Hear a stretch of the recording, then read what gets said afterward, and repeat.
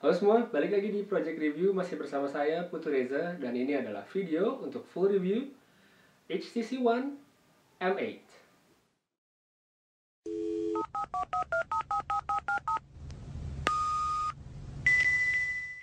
Jika Anda kebetulan baru mendengar tentang HTC One M8, singkatnya smartphone ini adalah penerus dari flagship HTC di tahun 2013 yaitu HTC One.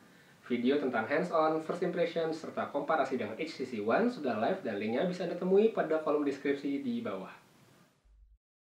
Untuk soal desain, HTC bisa saya katakan adalah yang terbaik untuk saat ini dan M8 merupakan salah satu contohnya.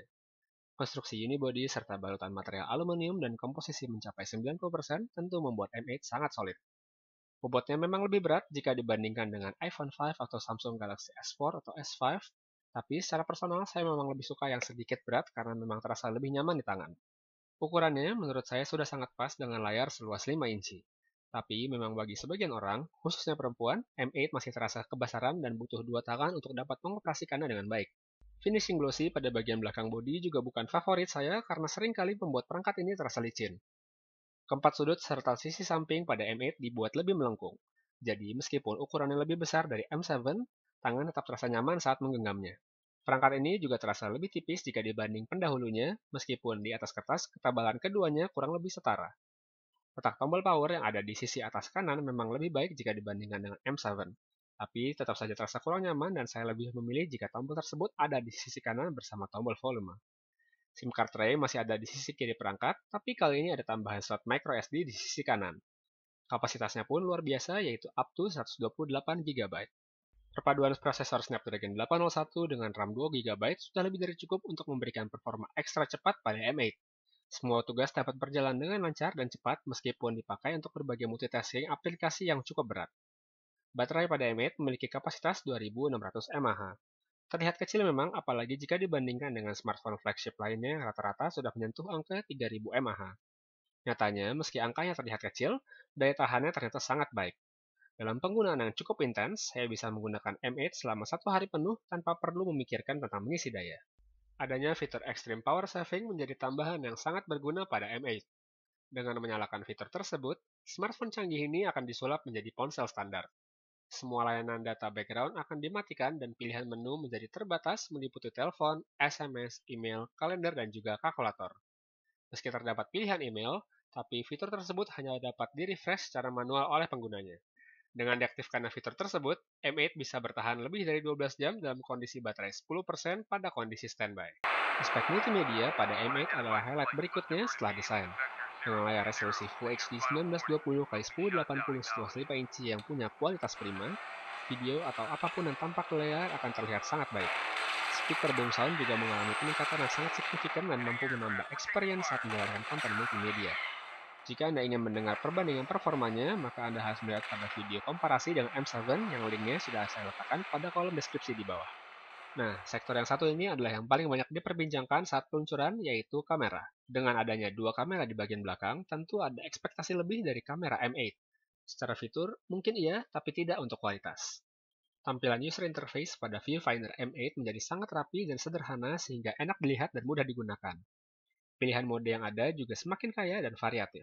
Dengan adanya kamera kedua yang juga berfungsi sebagai sensor pendeteksi keadaan di sekitar objek, kamera pada M8 bisa mendapatkan informasi tentang objek mana yang ada dekat atau jauh dari lensa.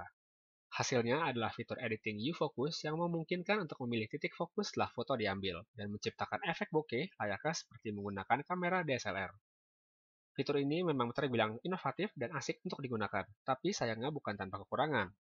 Seringkali sensor seperti sulit menentukan keberadaan objek pada foto sehingga berdampak pada tidak maksimalnya editing.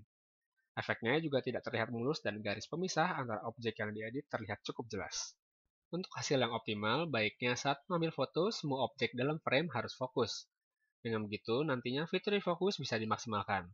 Jika ada objek yang lebih fokus, misalnya sudah terdefinisi mana yang menjadi background, mana yang foreground, bagian yang autofocus tidak akan bisa kembali fokus saat editing dilakukan.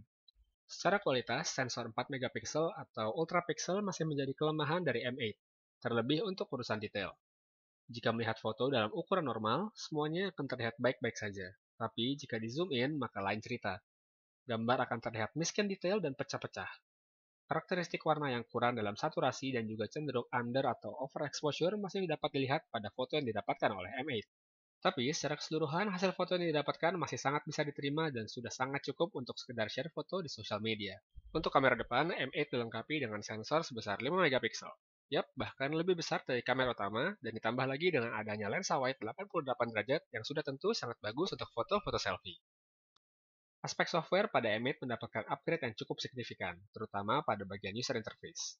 Sense versi ke-6 atau yang disebut HTC dengan Six Sense merupakan generasi ke-6 dari UI yang sudah menjadi ciri khas dari perangkat-perangkat HTC. Tampilan pada seri terbaru ini tetap simple dan user-friendly seperti seri-seri sebelumnya. Bedanya, kali ini ada beberapa pilihan themes yang bisa membuat Sense terlihat lebih berwarna. Di awal video tadi, saya sempat mengatakan bahwa letak tombol power pada M8 masih tidak cukup nyaman untuk dijangkau. Tapi HTC sudah menyiapkan alternatif untuk menyelesaikan masalah tersebut. Adanya berbagai perintah baru berbasis gestur pada M8 membuat pengoperasiannya terasa lebih mudah.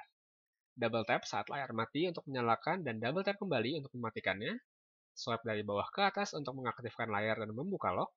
Swipe kiri ke kanan untuk membuka blink feed. Atas ke bawah untuk mengaktifkan voice call dan kanan ke kiri untuk mengaktifkan layar sekaligus membawa Anda kembali ke home screen. Secara keseluruhan, M8 adalah smartphone yang luar biasa. Konstruksinya solid, performanya oke, pengalaman multimedia luar biasa, serta punya baterai yang awet. Satu hal yang sangat disayangkan dari M8 adalah resolusi kameranya yang sangat rendah, hanya 4 megapiksel. Jika saja resolusinya lebih tinggi, misalnya 8 megapiksel seperti iPhone 5, maka flagship HTC di tahun 2014 ini akan menjadi penerus yang sangat sempurna untuk HTC One. Saya rasa cukup sampai di sini untuk review HTC One M8. Saya Putu Reza dari Project Review pamit. Terima kasih sudah menyaksikan review ini dan sampai ketemu lagi di video selanjutnya. Have a nice day!